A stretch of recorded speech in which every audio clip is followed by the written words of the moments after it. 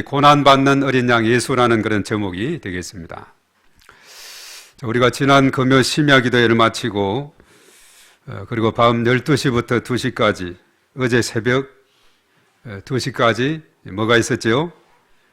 축구가 있었죠.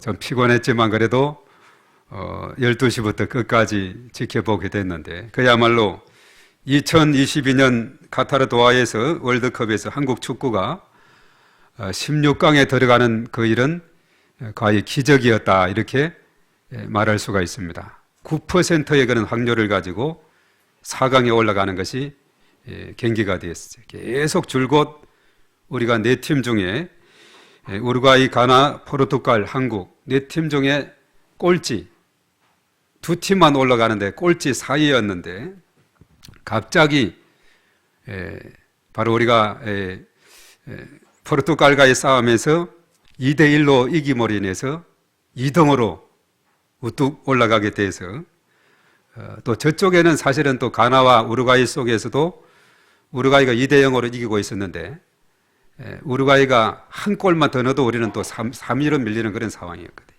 아주 그것을 1대0이나 2대0으로 이겨야 되고 우리는 또 포르투갈을 이겨야 되고 이 아주 여러 가지 복잡한 그런 계산이었는데 이것이 착 들어맞아서 결과적으로 그것도 연장 그러니까 추가 시간이죠. 그러니까 전후반 다 끝나고 추가 시간 6분을 줬는데 시작하자마자 연장 추가 시간 주자마자 거기에서 골을 넣는 이런 놀라운 기적이 일어난 것을 보면서 우리 대한민국 국민들, 해외 동포들 모두가 대한민국을 힘차게 외쳤던 그 순간을 기억하게 됩니다. 참 절묘한 상황이었어요. 그래서 끝까지 경기는 끝나기 전까지는 끝난 것이 아니다 하는 그 말이 참 맞는 것 같아요. 그 과정을 쭉 보면서 벤투 감독은 그 전에 빨간 퇴장 이 명령이 주어져서 감독을 할 수가 없어서 벤치에만 저 멀리 앉아 있었지만은 그런 짜여진 계획 속에서 진행이 되는데 아주 상황이 절묘하게 잘 진행이 되면서 끝까지 저도 포기하지 않았어요. 뭔가 일을 낼 것 같다. 나중에 이제 후반전에 황희찬 선수가 들어가면서 저 선수가 뭔가 해낼 것 같다. 이렇게 생각을 했었고 했는데 나중에 그 과정이 잘 맞았어요. 손흥민은 처음에는 왼쪽 공격수로 갔는데 나중에 오른쪽으로 언젠가 가 있었어요. 그 자리가 또 절묘한 상황이었고 그래서 마지막 코너킥을 차는 시점에서 볼이 팍 튀쳐나갔을 때 7, 80m를 손흥민이가 팍 몰고 가서 4명의 수비수가 있는데 또 3명이 더 가세했어요. 7명이 둘러쌌는데 탁 볼을 찔러줘서 황희찬이가 받아가지고 골킥을 제치고 골이 들어갔을 때 천금 같은 그런 패스였다. 그렇게 말하고 있죠. 자, 이런 과정을 보면서 끝까지 우리 선수들도 정신무장을 해서 이런 결과라고 보게 되고 우리 모든 응원하는 우리 국민들과 또 현장에서 응원했던 그 사람들 정말 끝까지 포기하지 않고 이렇게 나아갔을 때 이런 영광스러운 그런 선물을 대한민국이 갖게 됐다 하는 사실입니다. 우리가 이제 12월 묵상집에 보면 베드로전서가 말세를 살아가는 그리스도인의 삶의 자세는 마음의 허리를 동이고 건신하여 깨어서 그리스도께서 나타났을 때 주실 그 은혜를 온전히 바라라 이렇게 말하고 있죠. 베드로전서 1장 13절에 그렇게 언급하고 있어요. 정신적인 무장이 너무나 중요하다. 이번 선수들과 같이 또 군인들도 마찬가지고 우리 성도들의 삶도 마찬가지입니다. 영적 전투의 현장 속에 우리가 살아가고 있는데 끝까지 이렇게 정신적으로 강하게 할 수 있다는 하면 된다는 걸 믿음을 가지게 될 때 경기는 끝나기 전까지는 끝난 것이 아니다. 이것을 우리가 실감하게 될 줄로 믿습니다. 그래서 쉽게 함부로 끝나기 전에 포기하지 말라는 겁니다. 끝까지 마지막 그 시간까지 우리가 정신을 놓치지 않고 나아가게 된다면 꿈은 이루어진다는 그것이 성취가 되는 것이죠. 자, 이런 그 세계적인 경기에서 이기면은 국위 선양뿐만 아니라 해외에서 한국인에 대한 이미지가 상당히 높아지게 돼요. 특히 그 선교사님들의 선교 사역에 날개를 달아주는 그런 계기 되는 겁니다.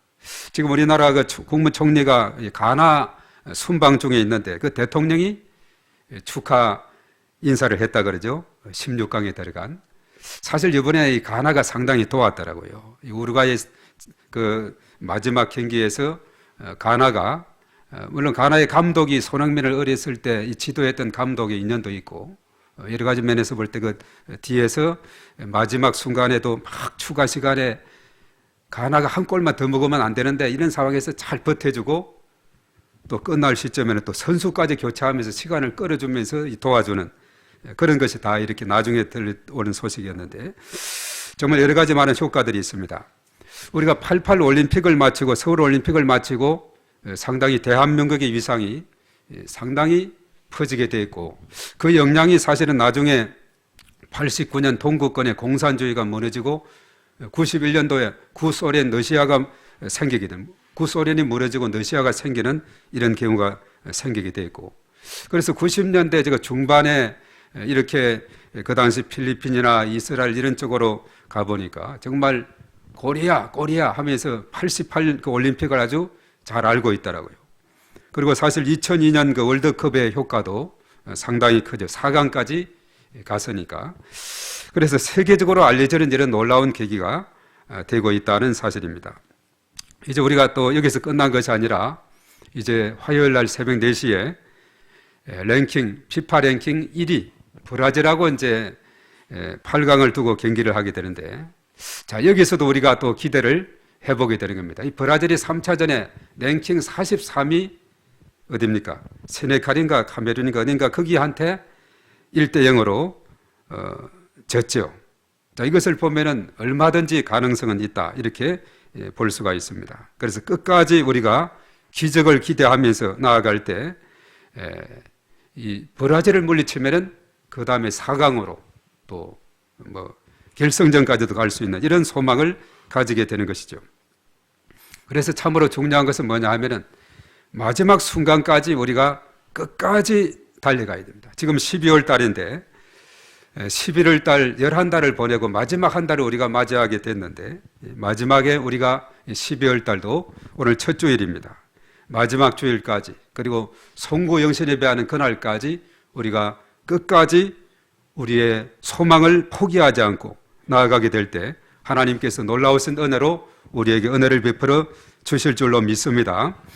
자, 이 성경이라고 하는 것은 오늘 이 대강절 둘째 주를 맞이해서 성탄주를 앞두고 또 예수님의 그 오심에 대한 기대와 다시 오실 예수님을 맞이하는 그런 기간을 맞이했는데 이 성경은 구약 성경과 신약 성경으로 이렇게 나누어져 있죠. 이 구약은 오실 예수 그리스도에 대해서, 신약은 이미 오셨고 장차 오실 예수님에 대해서 증거하고 있습니다. 자, 구약이 오실 예수 그리스도에 대한 예언이라고 했는데 오늘 특별히 읽은 이 본문의 말씀은 예수 그리스도에 대한 예언을 아주 대표적으로 잘 해주는 그런 부분이다라고 보게 됩니다. 이사야 선지자는 이스라엘을 구원할 메시아가 강력한 힘이나 카리스마적인 지도력을 가진 것이 아니라 오히려 다른 사람을 위해서 고난당하는 자로 오실 것이다. 고난의 종으로 오실 것이다 하는 것이 오늘 이사야 53장에 예언이 되어 있습니다. 자, 우리는 지금 예수님을 직접 보지 못하고 믿고 있죠. 그래서 예수님에 대한 이미지를 우리가 그림으로 그리면은 우리가 어떤 그림을 그릴 수 있을까? 우리가 지금까지 쭉 이렇게 그림들을 보아왔고 또 여러 가지 지나오면서 예수님에 대한 이미지를 생각할 때 뭐가 생각이 나죠? 뭐 가시 면류관을 쓴 그 예수님의 이미지라든가 또 십자가에 이렇게 달려 계신 예수님의 모습, 또 부활의 영광스러운 장면으로 나타나신 그 예수님의 이런 모습들 여러 가지 떠오르게 되는데, 자, 오늘 이 본문의 말씀에는 특별히 예수님에 대한 이미지가 세상 짐을 지고 가는 고난받는 어린 양, 그런 이미지로 오늘 이사야 53장은 우리에게 심어주고 있다는 사실입니다. 그래서 이 구약 성경에 보면 예수님에 대한 예언이 많은데 고난에 대한 관계는 시편이라든가 또 오늘 여기 이사야 시편 22편, 오늘 이사야 53장, 이것이 바로 이제 고난받는 예수님에 대한 그 이미지로 우리에게 알려주고 있습니다. 이 메시아라고 할 때는 그것은 히브리 말이라고 그랬죠. 헬라 말로는 그리스도, 뜻은 기름 부음을 받은 자다 했는데 바로 그는 이 땅에 선지자, 제사장, 왕으로 오실 분이다, 이렇게 우리에게 알려주고 있습니다. 그래서 바로 메시아가 이 땅에 오심으로 인해서 우리 인간들에게 창세기 3장에 나타났던 하나님 떠났고 죄 아래에 있고 사단의 지배 아래 있던 우리들에게 완전히 해방케 하시고 희망을 준 놀라운 사건이 되게 된 것이죠. 그래서 오늘 특별히 고난받는 종 예수 그리스도에 대한 이 말씀이 오늘 이 말씀에 예언이 되어 있는데, 이 말씀이 사실은 700년 후에 성취가 된 것이에요. 700년 전에 이사야 선지자를 통해서 이렇게 예언을 했는데, 자, 오늘 우선 이 말씀에서 이스라엘 사람이라면 메시아라고 할 때 왕이나 제사장의 권위와 위엄을 떠올렸을 것입니다. 그런데 이사야 선지자는 이스라엘의 구원자가 어떤 모습으로 올 것을 예언을 했는가, 오늘 2절과 3절에 잘 말씀하고 있는데, 자, 우리 2절의 말씀을 한번 다 같이 한 번 더 읽어봅니다. 시작. 그는 주 앞에서 자라나기를 연한 순 같고 마른 땅에서 나온 뿌리 같아서 고운 모양도 없고 풍채도 없은즉 우리가 보기에 흠모할 만한 아름다운 것이 없도다. 자, 여기에서 볼 때 예수님은 연한 순 같고 마른 땅에서 나온 뿌리 같고 이렇게 언급을 하고 있죠. 그리고 이제 그 다음 3절의 말씀 봅니다. 시작.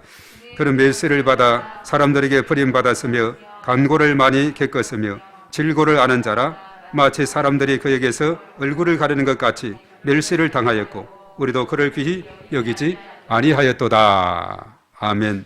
그는 멸시를 당하시고 그리고 버림을 받으시고 고난당하는 자로서 이 땅에 오실 것에 대해서 언급을 하고 있습니다. 그리고 이 3절의 중간에 있죠. 예수님은 인간의 간고, 인간의 고생과 고통, 질병까지, 이것을 이제 간고라 그러는데, 그리고 질고, 병고까지 잘 아시는 분이다.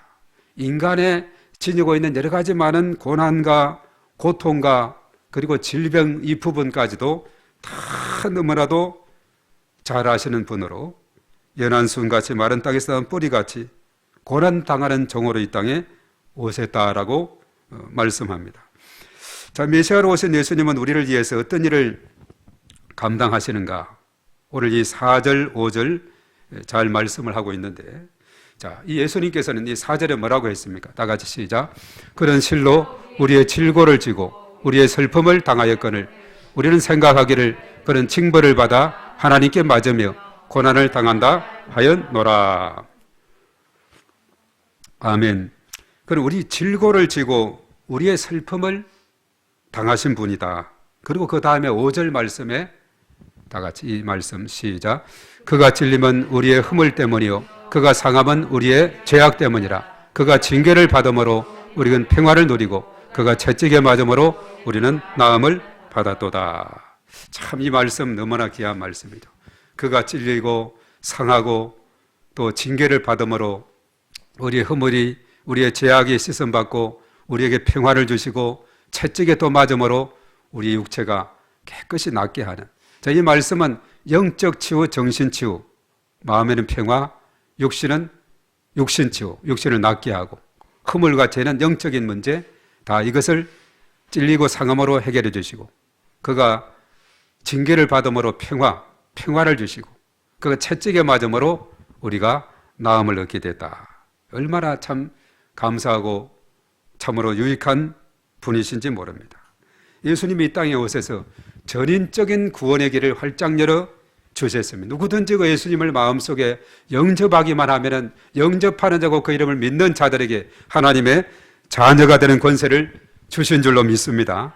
그래서 저와 여러분들은 하나님의 자녀로서 이 땅에 살아갈 때 얼마나 놀라운 특권을 가지고 있는지 모릅니다. 그래서 우리가 이사야 53장 5절, 그 다음에 있는 6절 이 말씀은 우리가 잘 암송을 하면 평생 동안 귀한 말씀이 되고 바로 전인적인 치유, 영적 치유, 마음 치유, 육신 치유까지 있는 그 말씀 붙잡고 기도할 때 영혼육의 강건함을 받는 놀라운 역사가 있을 줄 믿습니다. 오늘 사실 읽은 본문 그 밖에 이제 11절 하반절에도 보면은 많은 사람을 어렵게 하고 그들의 죄악을 치니 담당하셨다 했고 12절에도 마찬가지입니다. 많은 사람의 죄를 담당하시며 범죄자를 위해서 기도하셨다라고 말씀하고 있어요.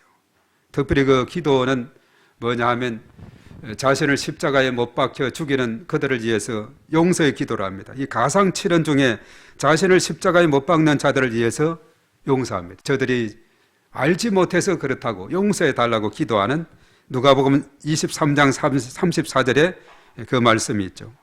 이 말씀을 닮아서 우리가 신약 성경 사도행전 7장 59에서 60절에 서대반이 전도하다가 돌에 맞아 죽으면서 용서 기도하는 그 기도를 우리가 읽을 수가 있다는 사실입니다. 그래서 용서하는 그 기도, 예수님의 이러한 마음은 정말 인간적인 생각, 육신의 생각으로는 도저히 생각할 수 없는 그런 부분이죠. 오로지 범죄자들까지도 죄인들을 위해서 기도하시고 또 나중에 십자가까지 지게 되시게 된 걸 봅니다. 자, 메시아로 오신 예수님은 실제로 어떤 고난을 받으셨는가, 또 하나님은 그를 어떻게 인정해 주셨는가, 성경은 많이 언급을 하고 있습니다.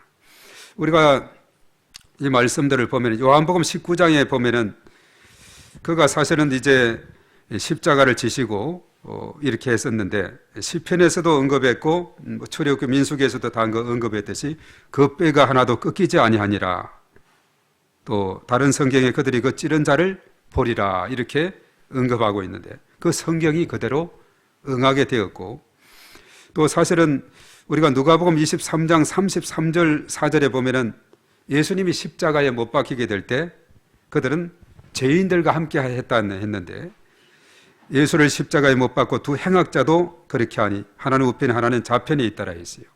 그리고 이제 그랬죠.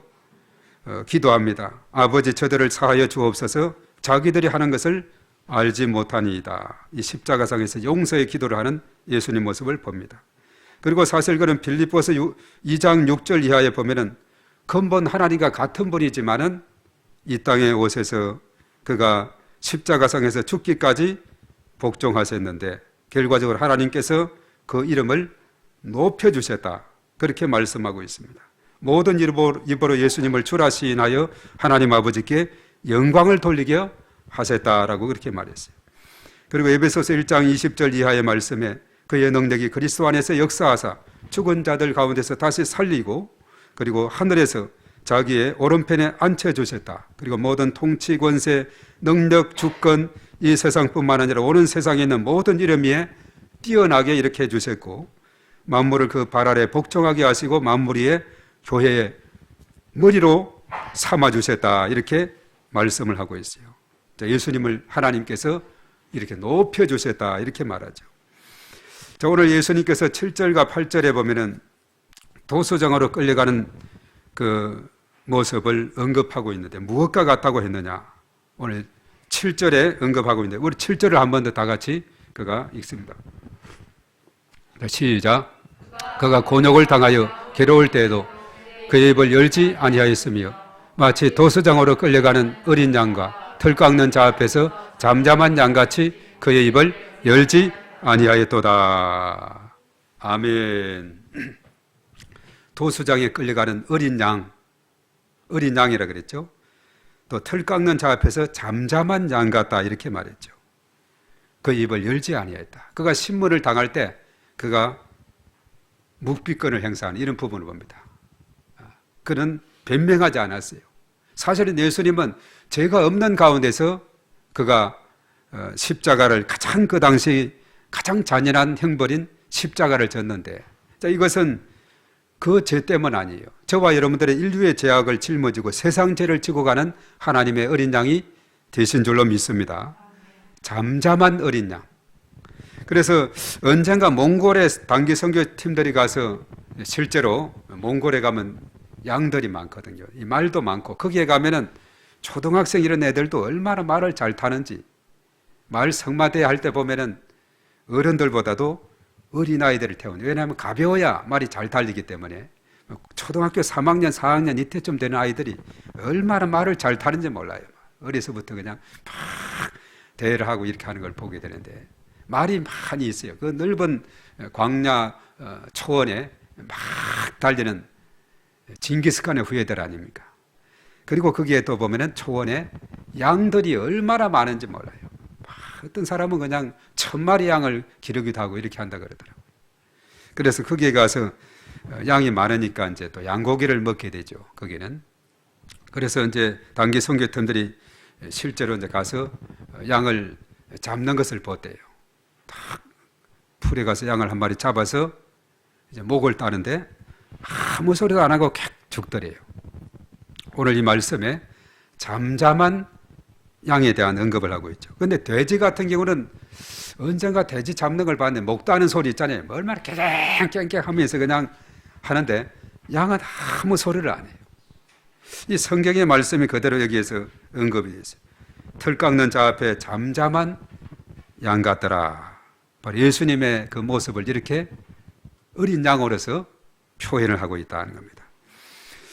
그래서 예수님은 자기 영혼을 버려 사망에 이르게 하며 범죄자 중 하나로 헤아림을 받았는데 이는 형벌 받을 내 백성의 죄악 허물 때문이다. 그렇게 말했죠. 그가 많은 사람의 죄를 담당하시고 십자가를 지게 된 겁니다. 그래서 8절에 12절에 그런 언급이 나오죠. 그래서 요한복음은 그렇게 말하고 있어요. 1장 29절에 세상 죄를 지고 가는 하나님의 어린 양이다라고 말하고 있죠. 우리가 요즘 베드로서를 묵상하는 베드로전서 1장 18절 19절에 우리가 대속함을 받은 그 어린 양 같은 그리스도의 보배로운 피, 그것으로 인해서 우리가 대속함을 받았다, 그렇게 말씀하고 있죠. 어린 양 같은 그리스도의 보배로운 피로 대속함을 받았다, 이렇게 말하고 있습니다. 그리고 사실 예수님의 십자가 지심은 악인들과 함께 했다 그랬죠. 양쪽의 죄수들 해서 갈보리 십자가는 새 십자가인 것을 우리가 보게 됩니다. 그리고 죽은 후에는 부자들과 함께 그가 했다, 이렇게 했는데 예수님이 죽었을 때 그 시신을 누가 거두고 갔느냐? 아리마대 사람 부자 요셉이 자신이 묻히려고 준비한 새 돌무덤에 예수님을 잘 모시게 되었어요.